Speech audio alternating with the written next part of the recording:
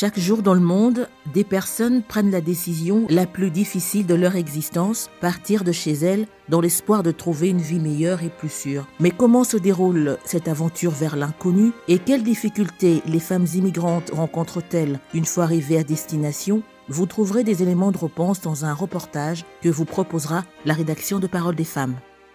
Considérée au Canada comme une Africaine d'exception, au cœur de l'innovation, Régine Allende Tshombokongo est une femme d'action auréolée d'une bonne dose de compétences. Entrepreneure sociale, fondatrice et directrice générale du Centre d'encadrement pour jeunes femmes immigrantes, elle se dévoue sans relâche pour les immigrantes à Montréal et défend avec détermination l'égalité entre les sexes. Elle nous en parlera dans la rubrique Rencontre. Et pour terminer, nous respecterons notre tradition en ouvrant comme à l'accoutumée le portail de l'actualité de la condition des femmes dans le monde.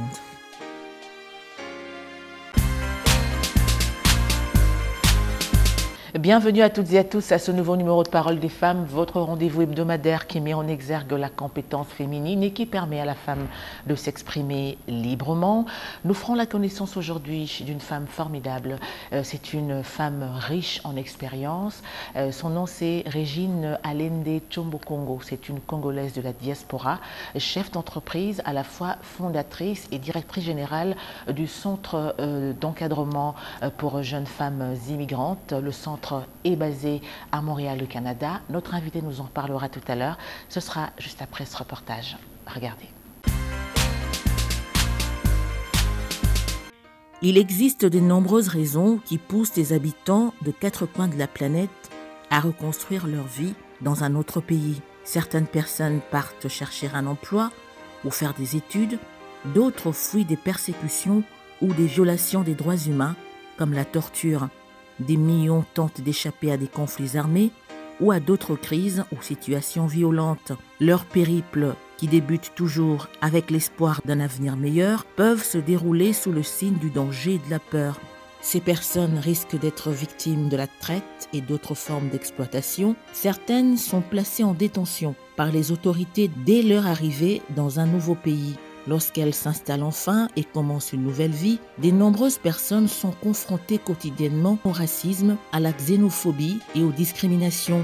Certaines finissent par se sentir seules et isolées parce qu'elles ont perdu les réseaux de soutien que la plupart d'entre nous prennent pour acquis, leur communauté, leurs collègues, leurs proches et leurs amis. Dans cette aventure migratoire figurent les femmes et selon les Nations Unies, elles constituent 51% des flux d'immigration. Mais la migration des femmes est un parcours semé d'embûches, des violences physiques et sexuelles. Une fois arrivées dans leur pays d'accueil, les femmes migrantes ne voient pas forcément leur situation s'améliorer. Difficultés à trouver un emploi, pénibilité des conditions de travail, faible salaire et mauvaise protection sont leur quotidien. Les fonds envoyés par les travailleuses migrantes améliorent les moyens de subsistance et les conditions de santé de leur famille tout en renforçant les économies. Les femmes sont souvent les premières personnes à répondre à une crise et qu'elles soient en déplacement ou dans des camps, dans leur pays d'origine ou dans les pays où elles ont émigré, elles jouent un rôle crucial dans la reconstruction de leur communauté et dans la manière dont elles s'en occupent et la soutiennent. Merci à vous de nous rejoindre dans la deuxième partie de ce Parole des femmes consacrée, vous le savez, à la rubrique Rencontre qui met en exergue une ou plusieurs invités.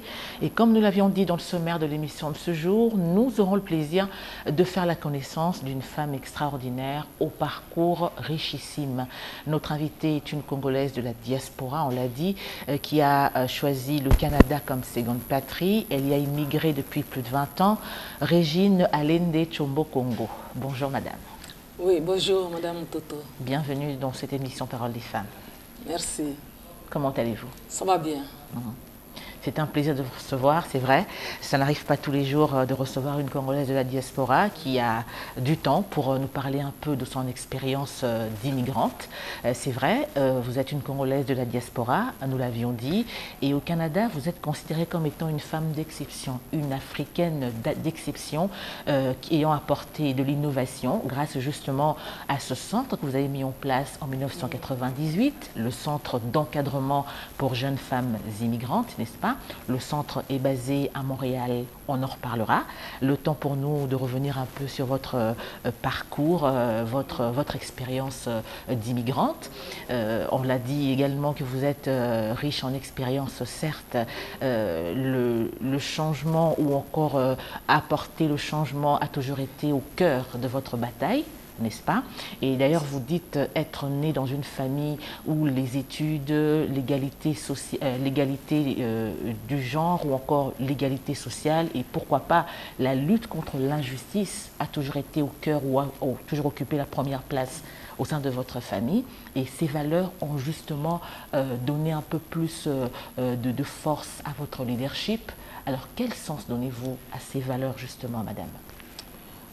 Merci beaucoup pour la question. Et ces valeurs, quand je suis née dans une famille où il y avait plusieurs femmes, plusieurs filles, 7 filles successivement, ma mère a eu, et ce n'est que les 2 derniers qui étaient des garçons. Ah. Alors dans une société traditionnelle, et je l'avoue, au village. Alors, et sortir de là pour arriver là où je suis, c'est qu'il y a vraiment ces valeurs ont joué un grand rôle. Alors mon père me répétait toujours, pour nous encourager, et c'était la vérité, Régine, il n'y a pas de différence entre un garçon et une fille. Tout ce qu'un garçon peut faire, la fille peut le faire aussi. Et il ajoutera, parce qu'à l'époque, il y avait des blancs, dans des sociétés qu'on avait, il y avait des sociétés de l'IVA dans notre contrée, et il ajoutera qu'il n'y a pas de différence entre un blanc et un noir. Alors tout ce qu'un blanc peut faire, le noir peut faire aussi. Alors moi, quand on dit ça à une jeune fille, à un jeune enfant, mais moi c'était des paroles sacrées, et je voulais prouver à mon père qu'effectivement il avait raison, il n'y a pas de différence. Et puis, nous sommes issus d'une famille de chefs coutumiers, on reçoit beaucoup de gens et tout. Et chez nous, tout ce qui était nécessiteux venait chez nous. Les enfants dormaient chez nous. Mon père payait les études de ces enfants-là. Les filles venaient. Alors j'ai compris dès le plus jeune âge qu'il faut lutter contre l'injustice. Alors c'est ce qui m'a amené, même quand j'étais au lycée, j'ai trouvé à l'hôpital, il y avait des lépreux. Je suis venue convaincre des sœurs religieuses catholiques belges qui étaient avec nous au pensionnat, que le reste de la nourriture, nous devrions les amener et donner à ces lépreux-là.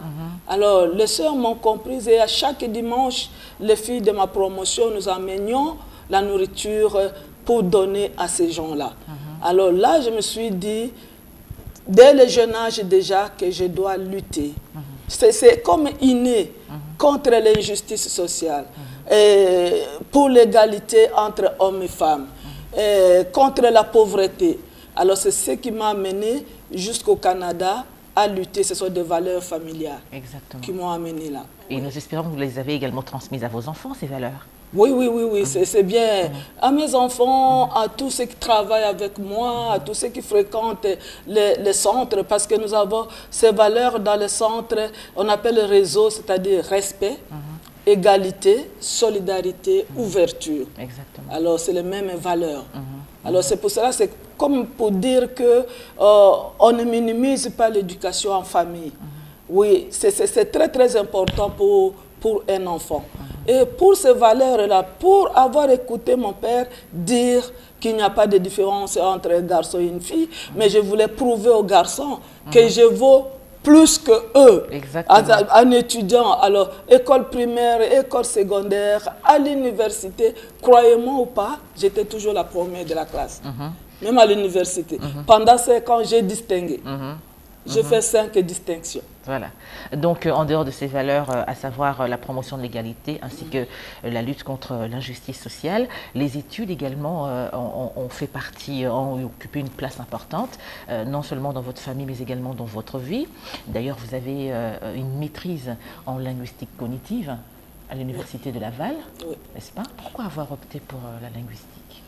Alors, pour moi, c'est comme ce que Mandela disait, pour sortir de la pauvreté, il n'y a que l'éducation. Pour se libérer, il n'y a que l'éducation. Alors, on a beaucoup minimisé l'éducation des femmes et l'éducation des filles. Mais on ne peut obtenir aucune indépendance sans l'éducation. Parce que l'éducation, ça forme, ça transforme. Alors, moi, j'ai opté pour la langue et littérature africaine. Parce que moi, je voulais connaître comment fonctionne la langue. Et puis, la littérature, qui est la culture, qui transporte, le canal qui transporte les valeurs. Un véritable véhicule. Oui, véritable véhicule.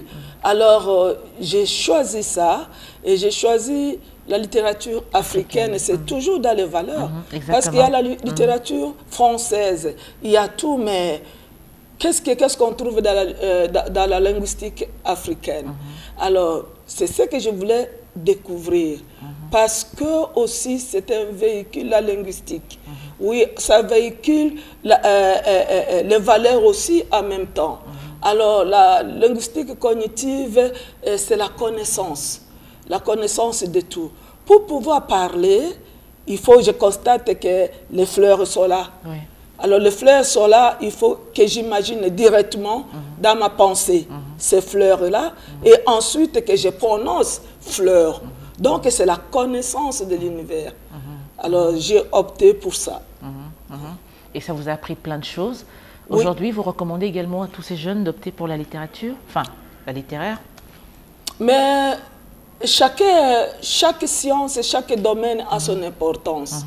Oui, bien sûr, moi je fais la littérature, enfin, je fais la linguistique, mais je n'ai pas utilisé mon diplôme de linguistique. Voilà. Oui, oui. Alors, j'étais quand même dans l'université, là où on forme, c'est la formation générale. C'est grâce à ce domaine-là, c'est grâce à ma formation universitaire que j'ai fait ce que je suis en train de faire. Et je n'ai pas cessé à étudier. Je me forme aussi en dehors de l'université. Parce qu'à chaque fois, il faut se recycler. Il faut se mettre, s'arrêter et dire où est-ce que je suis encore et améliorer encore nos connaissances. Alors, je ne l'utilisais pas, mais ça me sert. Parce que j'ai opté pour le domaine communautaire. Exactement.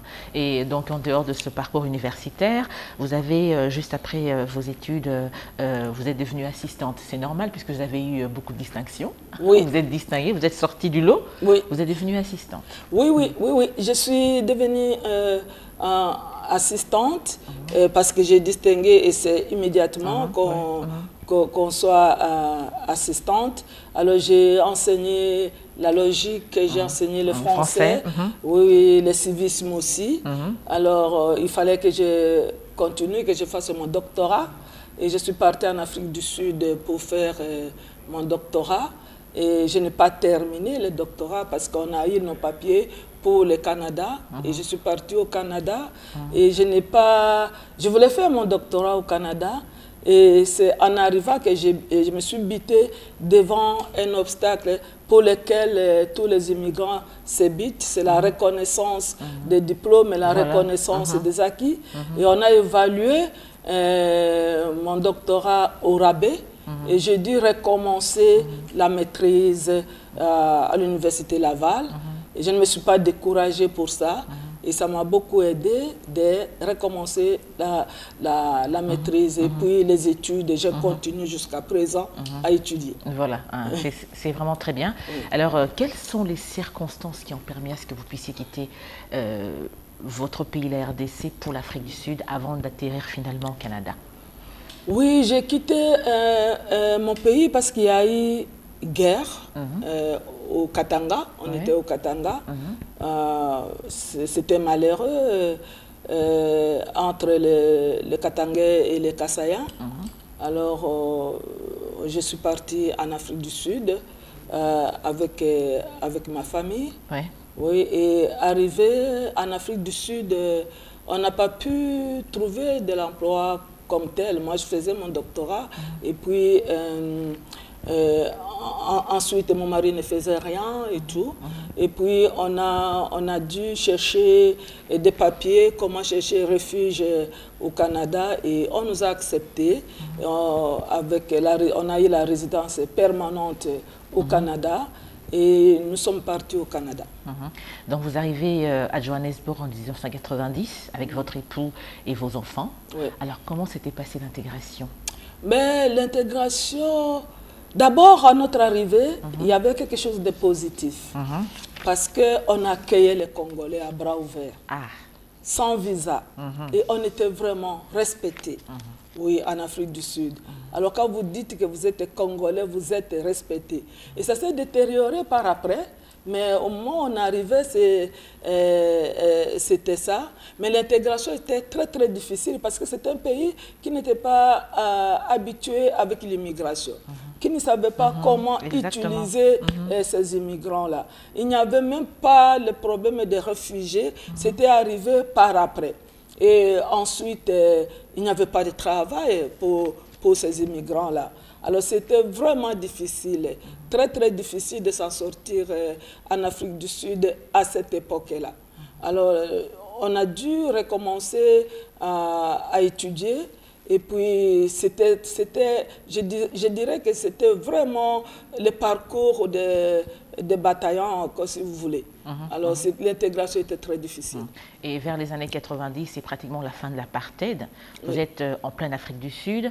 Et comme vous avez toujours l'envie de changer le monde, vous regardez autour de vous et vous dites, je dois encadrer ces jeunes femmes prostituées. Oui, mais pour commencer, ça n'a pas commencé seulement avec les jeunes femmes prostituées.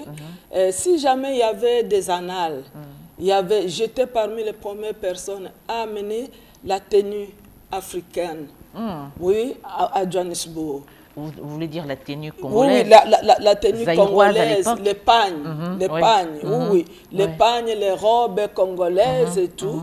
Et j'ai amené ça parce que j'avais des amies blanches et j'avais des amies noires aussi.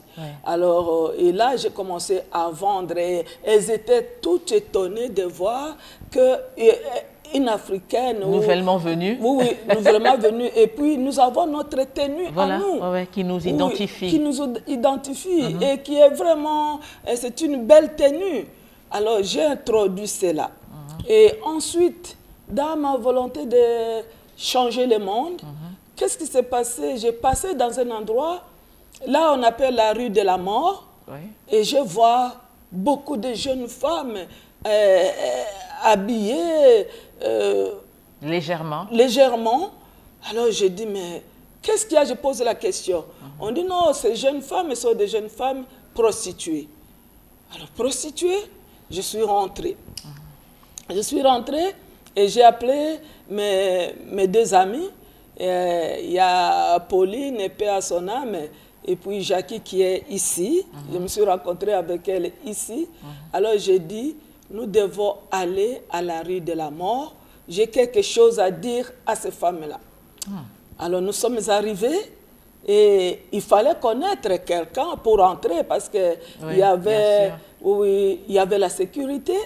Et j'ai vu une femme à la fenêtre, je lui ai demandé son nom, je n'oublierai jamais. Elle m'a dit qu'elle s'appelait Zola et elle me donne le numéro de sa chambre. J'arrive jusque dans leur chambre. Je trouve plusieurs femmes et je trouve, il y a aussi quelques hommes qui étaient là. Alors, je leur dis ceci, je vous ai amené quelque chose, c'est-à-dire... je vais vous dire que je vous aime. Alors, quand une des filles a entendu que j'ai prononcé le mot aimer, elle est partie à la cuisine, elle a sorti la fourchette. Alors, elle voulait me poignarder. Alors, on l'a saisie, et puis moi, j'ai dit, bon, je vais faire ce que je suis venue vers. Elle était choquée d'avoir entendu ça? Oui. Alors, elle dit, qu'est-ce que tu dis? Il dit, je vous aime. je vous aime, je vous aime, je vous aime. Et puis elle a lâché la fourchette. Elle a commencé à pleurer. Elle a dit, c'est la première fois qu'on me dit qu'on m'aime pour de vrai. Ah bon? Oui. Alors, j'ai causé avec elle, m'ont raconté tant d'histoires. Avec un anglais un peu à peu près, hein? Il faudra le signifier. Oui, c'est ça. Avec toutes ces femmes-là, il n'y a personne qui aimait ce qu'elle est en train de faire. Alors moi, ce que je leur ai dit, je leur ai montré comment s'en sortir. Et même en vendant des choses, des tomates sur la rue, et même, alors il y en a qui ont trouvé de l'emploi, qui ont quitté la prostitution, qui ont trouvé. Je suis partie même jusqu'à voir la ministre pour le sort, comment est-ce qu'on va s'occuper de ces jeunes femmes prostituées, les sortir de là. Je lui ai rendu compte qu'il n'y a personne qui aime ce qu'elle est en train de faire.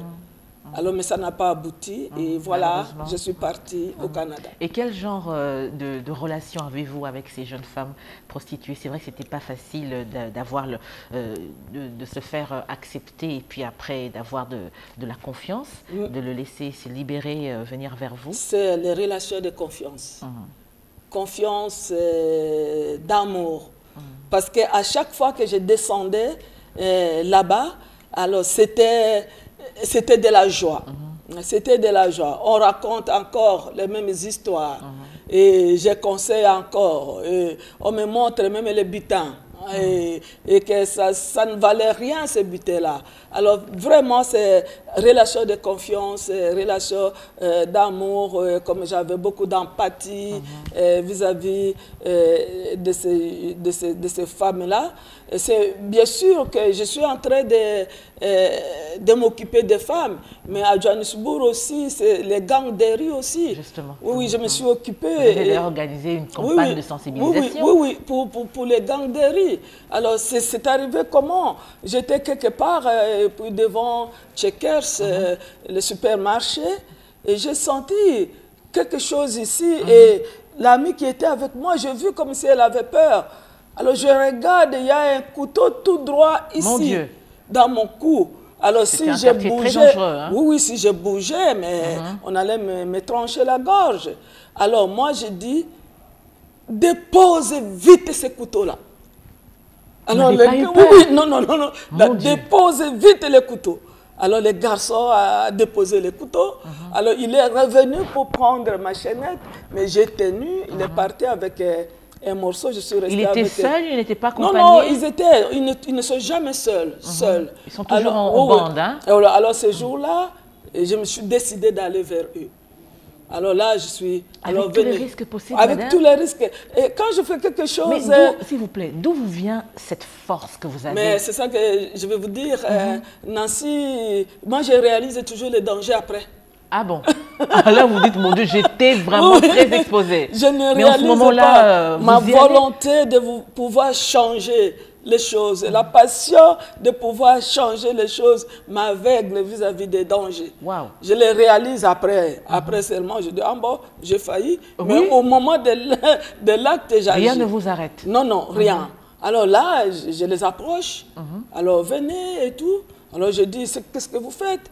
Vous pouvez étudier, vous pouvez devenir des ministres et tout ça, vous pouvez laisser ce que vous faites. Mais ils me répondent, c'est parce qu'on n'a rien et tout. Alors c'est là où j'ai commencé la campagne de sensibilisation. Alors à chaque fois que j'arrivais là-bas, ils viennent pour accuser les autres. Ah, moi je n'ai rien fait, plutôt c'est l'autre qui a fait, patati patata. Alors, mais je suis fière de moi pour avoir fait ces choses-là. Et ce n'était pas arrêté là-bas, en Afrique du Sud. Je suis parvenue à concilier les femmes noires chrétiennes et les femmes blanches chrétiennes. Ça n'a pas été facile. Hein?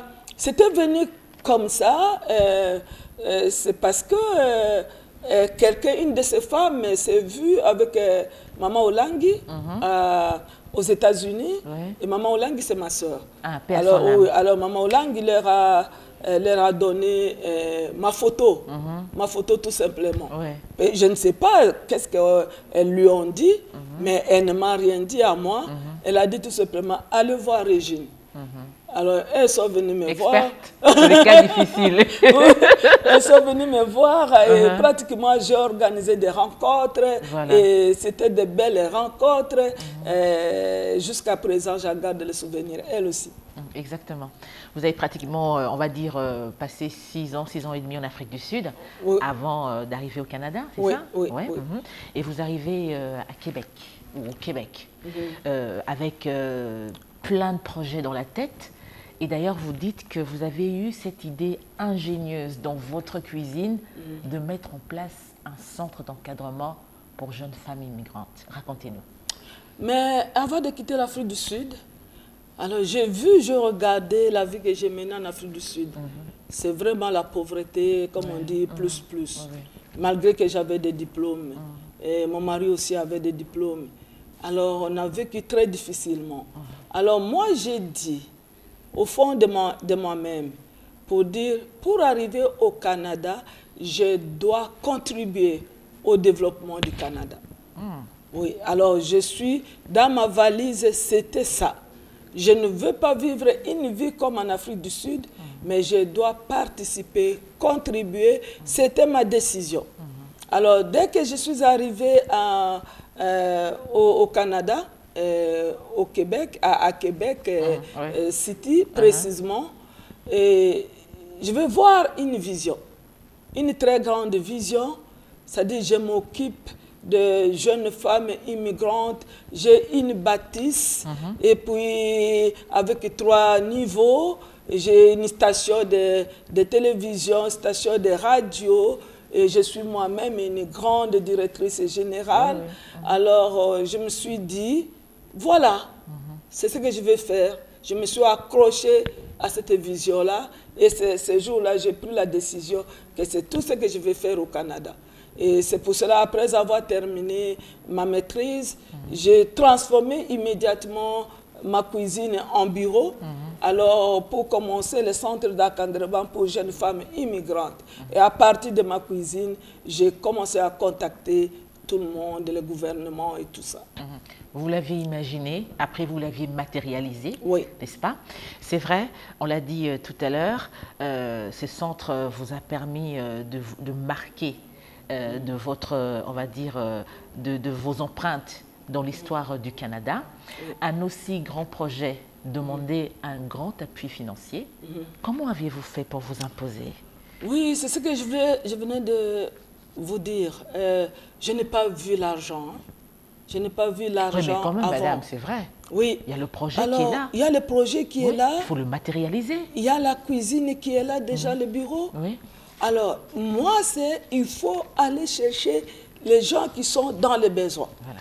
Comment intervenir vis-à-vis de ces gens qui sont, à l'égard de ces gens qui sont dans les besoins. Et l'argent ne m'est pas venu d'emblée. L'argent, parce qu'il y a quelqu'un qui m'a posé la question. On était là, les directrices des organismes communautaires.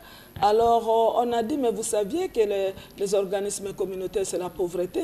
Alors, pourquoi vous avez choisi ça? C'est souvent du bénévolat. Oui, alors pourquoi vous avez choisi ça? Oui. Alors, c'est la même réponse que j'ai dit. Je n'ai pas regardé, je n'ai pas vu l'argent, mais j'ai vu les changements et les changements qu'on peut faire sans argent. Alors, pour moi, l'argent viendra un jour.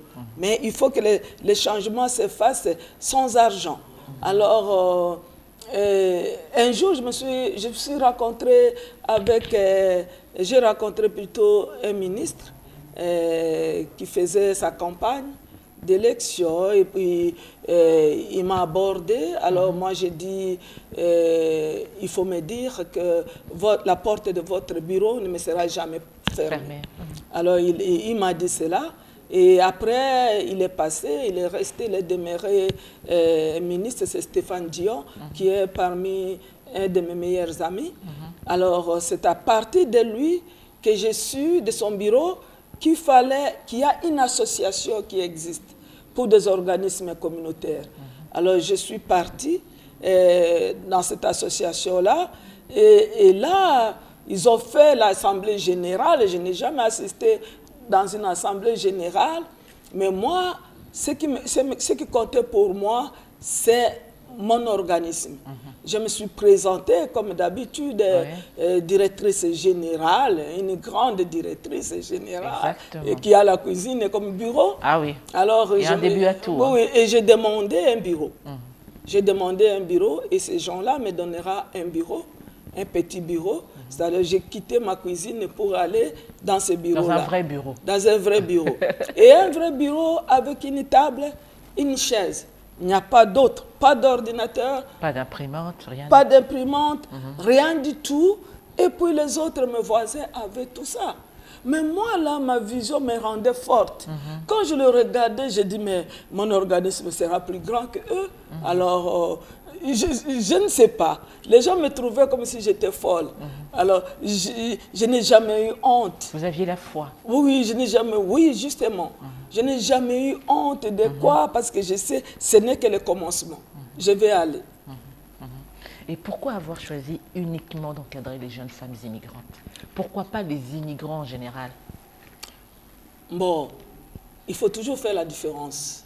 Mais ça m'est arrivé quand j'étais à l'université, il y a un groupe de jeunes femmes qui sont venues me voir parce que j'étais toujours avec deux jeunes femmes de leur âge. Alors il dit, est-ce que vous pouvez venir, est-ce que vous pouvez nous aider? Alors j'ai dit, vous aider à quoi? Les conseils, on n'a pas les parents ici. Alors j'ai commencé à les aider, pas de conseils. Et elles ont commencé même à passer la nuit chez moi, à manger chez moi. Alors là, je me suis dit, ah voilà, cette vision-là, c'est ce que je vais faire. C'est-à-dire, je vais m'occuper de ces jeunes femmes. Alors, j'ai dit, ce sera le centre d'encadrement pour jeunes femmes africaines. Mais parmi les Africains, il y avait une Haïtienne. Oui, oui, alors je me suis dit, non, non, ce serait trop limité. Trop limité. Alors, je vais faire un centre d'encadrement pour jeunes femmes immigrantes pour pouvoir aider toutes ces femmes-là. D'autant plus qu'avant moi, ça n'existait pas. Il y avait des centres pour immigrants, et accueil des immigrants, il y avait des centres pour des femmes immigrantes, mais pour des jeunes femmes. Alors, c'était une première. Oui, j'ai dû m'expliquer sur tout le plateau pourquoi. Il fallait convaincre. Convaincre. Exactement. Pourquoi, jeunes femmes, pourquoi est-ce qu'elles ne peuvent pas faire peuvent pas aller chez les hommes? Pourquoi est-ce qu'elles ne peuvent pas aller chez les femmes? Parce que ça existe. Alors toi, tu veux te créer, une un job. Oui, un job, du travail. Ouais. Tu vas te donner, tout ce que tu veux faire là, c'est te donner du travail. Alors j'ai dit oui, je vais me donner du travail, mais je vais apporter les changements. Exactement. Et voilà pourquoi aujourd'hui, vous avez réussi à convaincre. Et le Canada, aujourd'hui, vous considère comme une Africaine d'exception, au cœur de l'innovation, n'est-ce pas? Alors, comment est-ce que ces femmes immigrantes avaient-elles accueilli ce projet ou ce programme? Étaient-elles réticentes au départ ou elles étaient directement séduites par ce programme? Au moment où on créait ce centre-là, elles étaient dans des difficultés énormes. Bien sûr, il y a beaucoup de centres qui se sont créés après nous. Mais à ce moment-là, elles étaient presque toutes déboussolées. Elles n'avaient pas d'emploi. Elles étaient discriminées. Elles étaient violentées. Elles ne savaient... Mais un centre qui est comme votre lieu d'appartenance, je ne vois pas les gens qui ont refusé de venir à ce centre-là. Ce que j'attends toujours, pourquoi ça n'a pas existé tout ce temps? Pourquoi je n'ai pas découvert ça tout ce temps? Parce que c'était un centre qui les permet de les outiller. Quand elles arrivent, on va passer par le soutien psychosocial. Le soutien psychosocial, c'est pour démêler les besoins. Alors, pour vous orienter. Et regarde, vous avez dit que vous avez besoin d'un emploi. À ce que nous voyons pour le moment, l'emploi n'est pas le plus important. Ce qui est plus important pour vous pour le moment, alors peut-être venez souvent vous chercher de la nourriture, alors peut-être c'est le transport. Alors là, on démêle leurs besoins.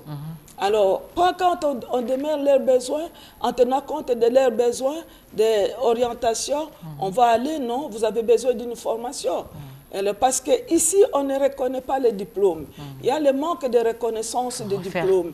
Alors là, vous avez besoin de faire le deuil de votre diplôme. Exactement. Et tout oublier. Oui, tout oublier. Recommencer. Alors, nous avons des formations. Alors, on va les orienter dans la formation. Et il y en a qui sont là et qui ne savent que faire. Alors nous avons dit, mais si vous n'avez pas d'emploi, mais vous pouvez changer, vous pouvez devenir des entrepreneurs. Voilà dans le centre. Nous allons vous former comment devenir un entrepreneur, comment créer votre propre entreprise en garderie, en coiffure ou à n'importe quel domaine. Et puis, on va vous accompagner à la recherche de financement. On va vous mettre en contact dans des réseaux pour que vous puissiez savoir qu'est-ce que les autres font.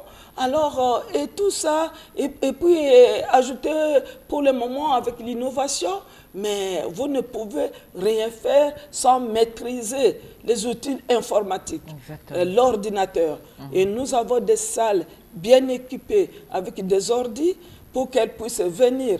Et ceux qui veulent travailler à la maison, nous avons des ordinateurs à leur prêter pour qu'elles passent travailler à la maison. Alors nous avons tout ça pour pouvoir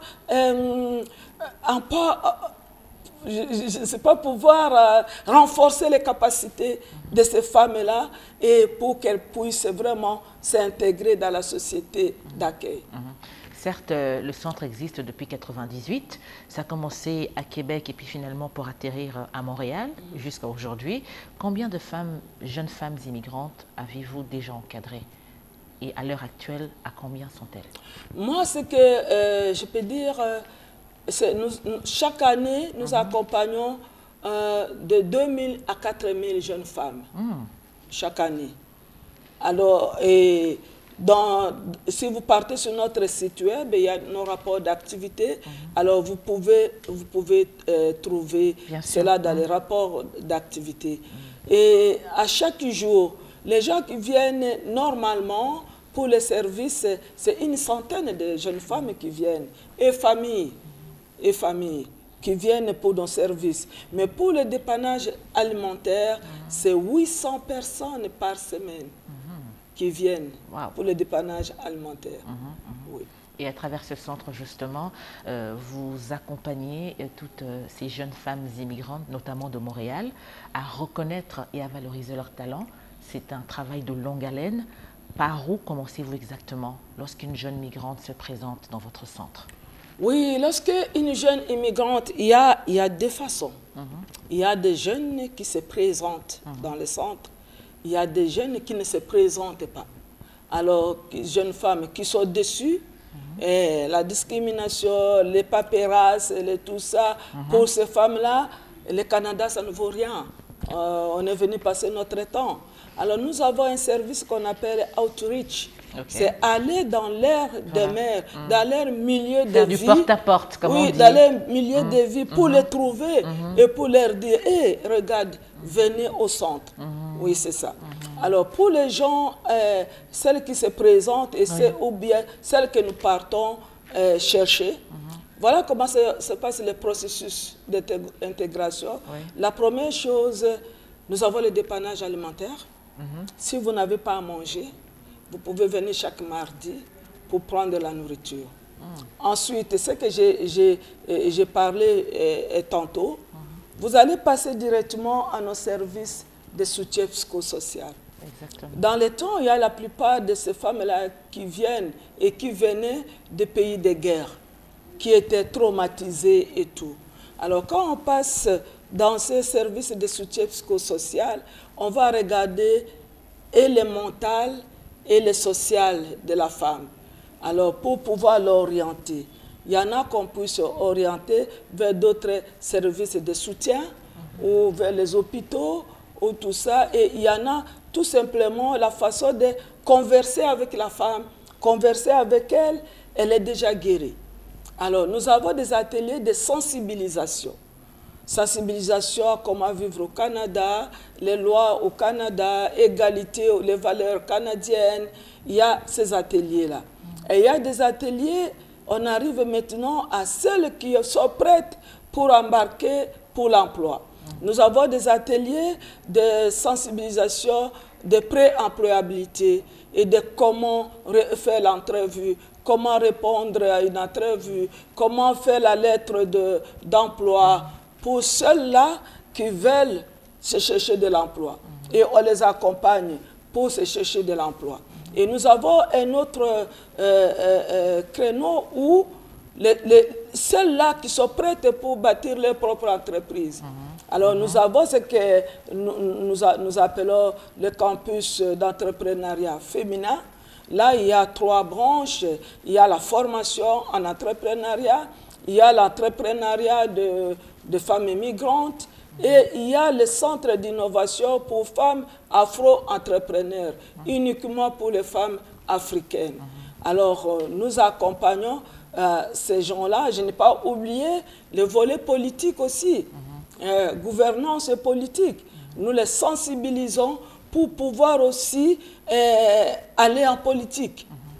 Alors, parce que nous sommes là, il faut que nous puissions contribuer toutes à la société du Canada et la politique aussi, ça compte. Alors, c'est ça le processus d'intégration. Et nous avons réussi à réduire. Pour que quelqu'un qui arrive au Canada, il faut au moins 14 ans pour que la personne s'intègre, s'achète la maison. Mais nous autres, pour nous, quand vous passez par le centre, c'est plus ou moins 7 ans ou moins. C'est un record, ça. C'est ça. Parti de rien, aujourd'hui, le centre d'encadrement pour jeunes femmes immigrantes est devenu une machine très puissante en matière d'accompagnement des jeunes femmes issues de l'immigration. Avez-vous atteint votre objectif ou vous comptez aller plus loin? Je ne crois pas que j'ai atteint mon objectif. Alors, quand je regarde en arrière, je regarde avec fierté. Alors, c'est que tout ce que j'ai reçu comme trophée de ce pays d'accueil, alors j'ai dit oui, j'ai accompli quelque chose. Oui. Alors, parce que si vous le voulez, je ne peux pas citer tous les trophées que j'ai reçus. Alors, je sais que j'ai reçu le prix du gouverneur général du Canada, Affaires Personnes. Oui. Alors, dans ces prix-là, c'est pour l'égalité des femmes. Jadis au Canada, on disait qu'il y a une loi qui disait que les femmes ne sont pas des personnes. Alors, jusqu'au moment où 5 femmes, ils ont entamé des démarches, aller jusqu'à en Angleterre pour pouvoir réclamer, et à leur retour, ils ont reconnu que les femmes sont des personnes. Alors, j'ai reçu ce prix-là. J'ai reçu le prix de l'Assemblée nationale une médaille, du Québec. Alors, j'ai reçu même le plus grand prix hommage pour la diversité. Alors, la personne qui travaille pour l'inclusion. Alors, plusieurs prix, je ne peux pas tous citer. Et même ici au Congo, vous avez eu un prix. Oui, j'ai eu Moissi Atalo. Moissi Atalo, de votre estimé confrère Solida. Oui, c'est ça.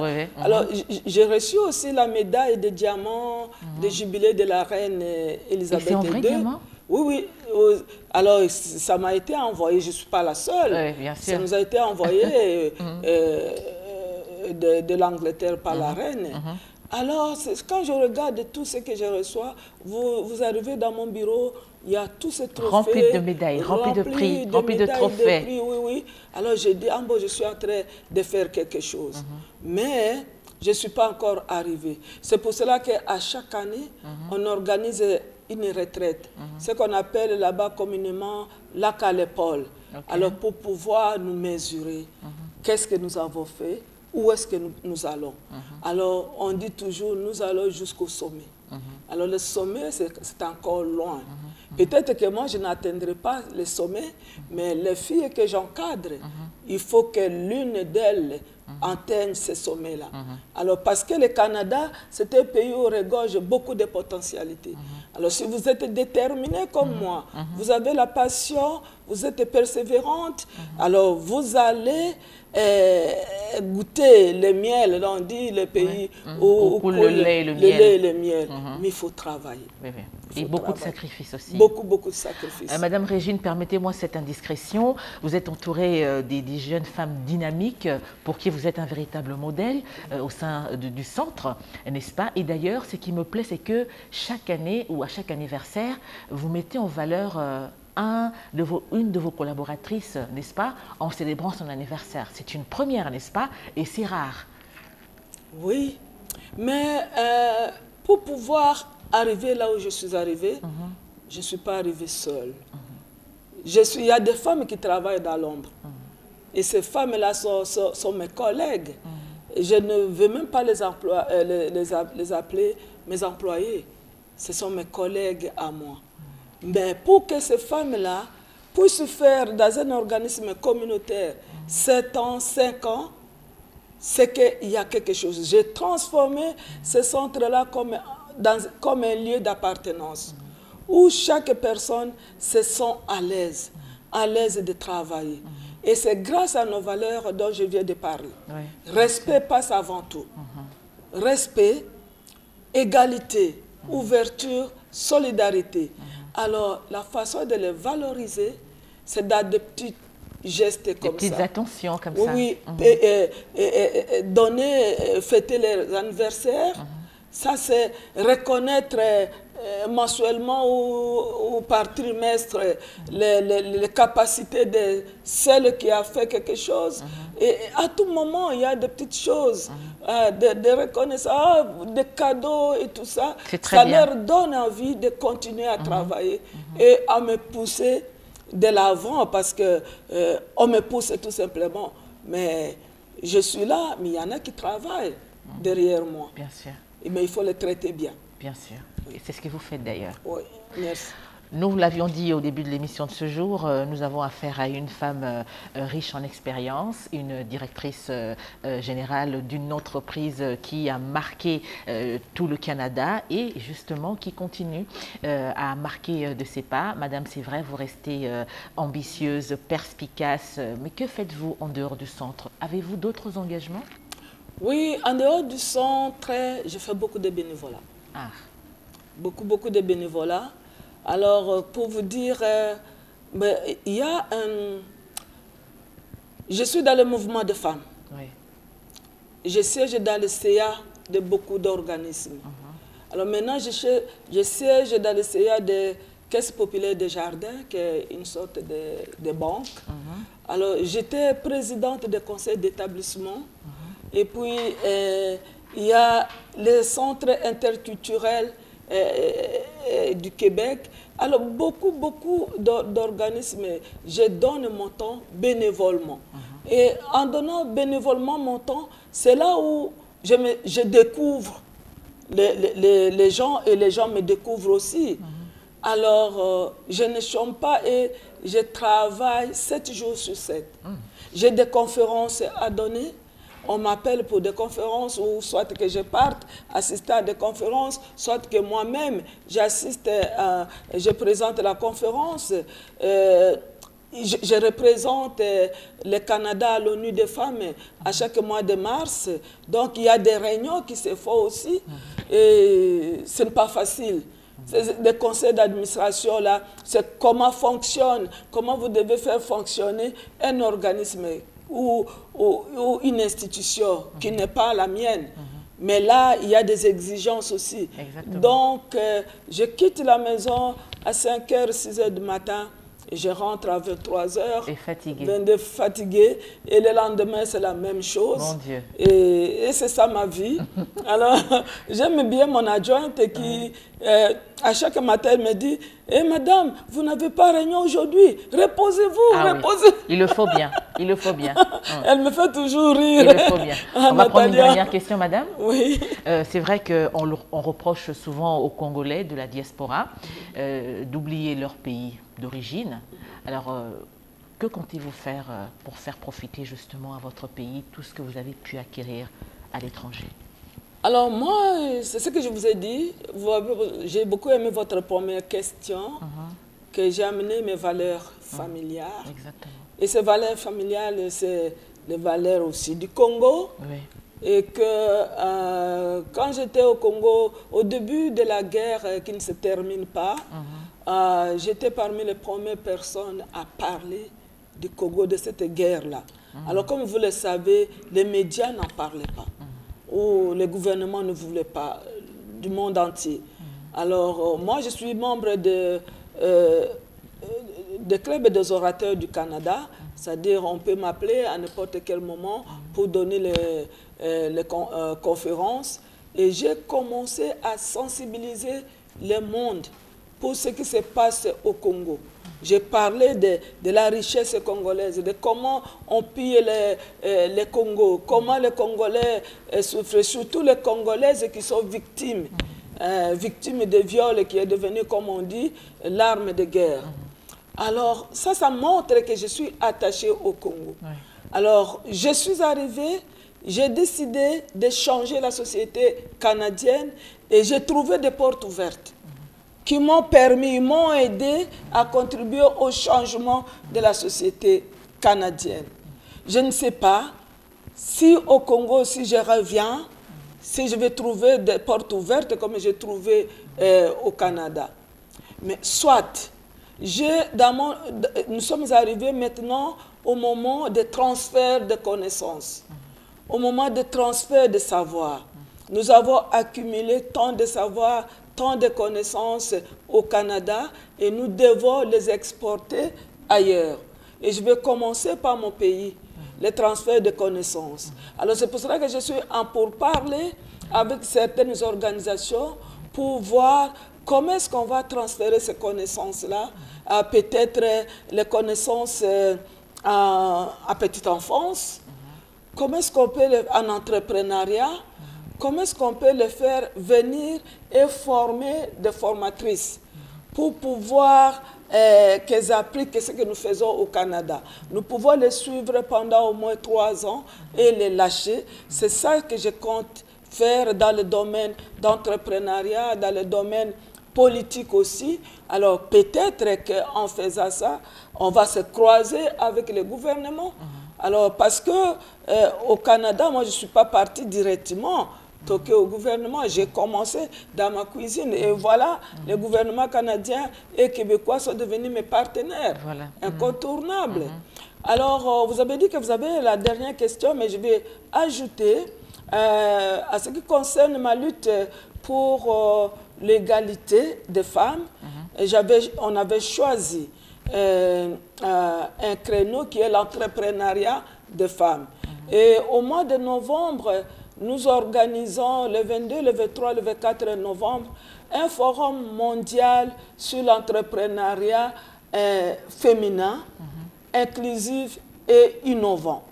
Alors nous avons fait le lancement de ce forum au mois de novembre passé, 2022, et ça coïncide avec les 25 ans d'existence du centre d'encadrement pour jeunes femmes immigrantes. Alors nous allons commencer des festivités de ça à partir du mois de février, qui est le mois de l'histoire des Noirs.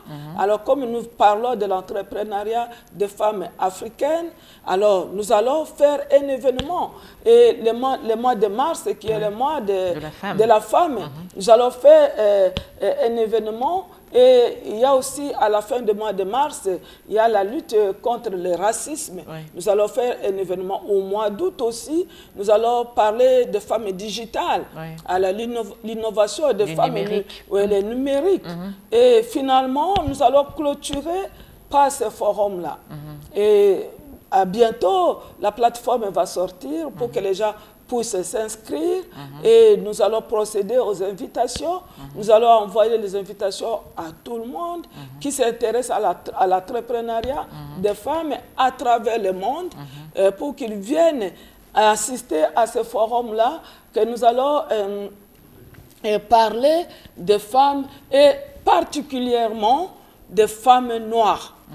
Parce que les femmes noires sont les plus discriminées au Canada.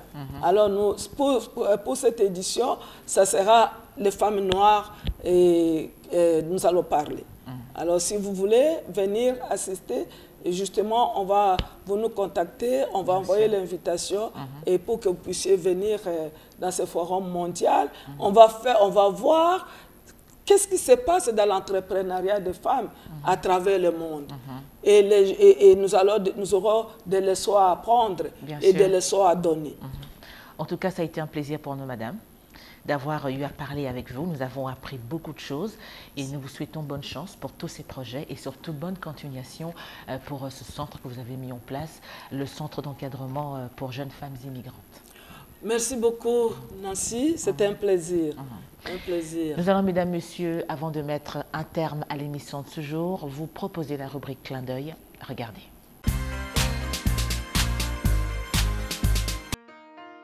Voici pour vous l'actualité de la condition des femmes dans le monde. Dina Boluarte est la première femme à diriger le Pérou. Une tâche difficile pour cette avocate de 60 ans dont la légitimité est contestée par une partie de la population qui réclame sa démission. Celle qui occupait jusqu'alors le fauteuil de vice-présidente fait face à une immense vague de contestation depuis la destitution de Pedro Castillo, aujourd'hui en prison. La nouvelle présidente a pris les rênes du Pérou le 7 décembre 2022 dernier, à l'issue d'une journée rocambolesque où Pedro Castillo, accusé de corruption, a joué le tout pour le tout. Mais l'Assemblée nationale, dominée par la droite, a voté sa destitution pour incapacité morale. Quelques heures plus tard, Dina Boluarte promettait de former un gouvernement d'union nationale tout en dénonçant le coup d'État avorté de son prédécesseur. Elle a aussitôt reçu le soutien de l'Union européenne dans tous les efforts visant à établir le dialogue et à renforcer l'état de droit et les institutions démocratiques au Pérou, même son de cloche à Washington. La crise qui frappe le Liban depuis 3 ans a durement affecté les populations carcérales. Pour les femmes détenues, le quotidien est devenu un combat en raison du manque de produits de première nécessité, à savoir shampoing, serviettes périodiques, lait pour bébé, couches, etc. Alors que la population du pays s'enfonce dans la pauvreté, les autorités en faillite ont du mal à assurer les besoins de détenus et dépendent de plus en plus des dons. Le ministre libanais de l'Intérieur en avait appelé en septembre 2022 dernier aux donateurs, soulignant que les prisons qui abritent plus de 8000 détenus étaient surpeuplées, que les vivres y manquaient et qu'il y avait un besoin urgent de médicaments de première nécessité. Depuis 3 ans, le Liban connaît une flambée vertigineuse des prix alors que les subventions de carburant ont été levées et 80% des Libanais vivent désormais sous le seuil de la pauvreté.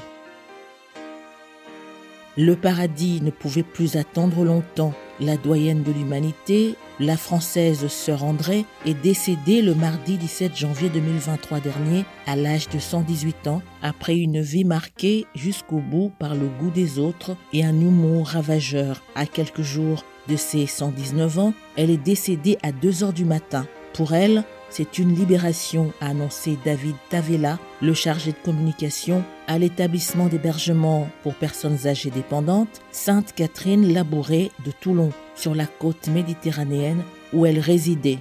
Clouée sur un fauteuil roulant, aveugle, Sœur Andrée vivait mal d'avoir perdu en partie ses capacités.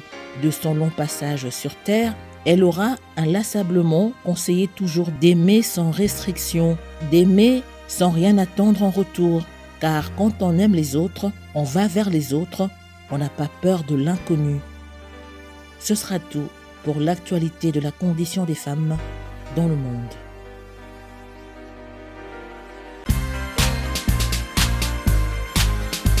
Parole des femmes, c'est terminé pour ce jour. Ça a été un plaisir pour nous de vous avoir tenu compagnie. Merci à vous de nous avoir suivis avec une aussi grande attention. Rendez-vous la semaine prochaine.